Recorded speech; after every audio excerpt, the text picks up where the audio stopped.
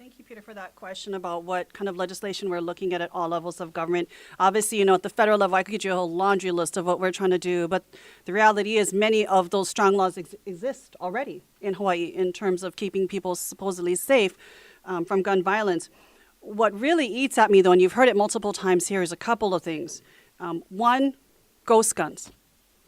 Ghost guns fly under the radar screen. They fly under all of the strong laws that we have as states, as a country as well, and it hurts our communities. For myself, right after talking to Richiana's mother on the side of a road before she walked in a parade, as people were praying for her daughter's life, she told me do something about ghost guns. Because she had no doubt in her mind that's what harmed her daughter. That's the weapon that tried to kill and take away her precious life from her. And so we've been working hard to take a look at ghost guns. And quite frankly, and I'm not an attorney, I think we have to look beyond these protections of constitutionality. Because it is absolutely unacceptable to me that anyone could walk into Waianae High School's lab, use a 3D printer, and download the YouTube video on how to make parts. YouTube videos that teach you how to make weapons of destruction and death should be treated the same as prostitution, pornography, anything. It should be eliminated from the ability for our children to be able to get basically the instructions on how they can create a weapon of their own.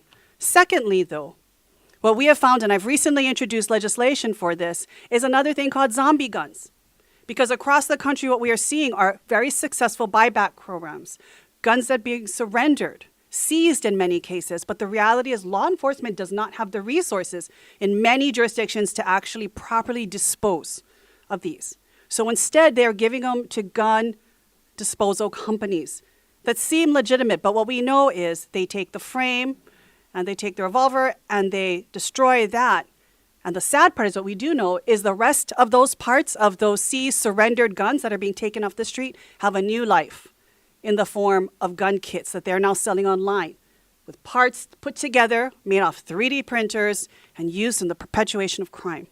So we have got to do something about this under-the-table black market operation that's going on through ghost guns and zombie guns, because we know at the end of the day, if I had to guess, many of the crimes that are being perpetrated are not guns that have been legally procured in many ways or handled, and we've got to get to the source of it. We've got to stop hiding behind excuses of legality that we've made, that we cannot take what is dangerous content off websites, and we need to start protecting our kids. And so that's what I'm fighting for in Congress, is better solutions, stronger solutions that will keep all of our communities safe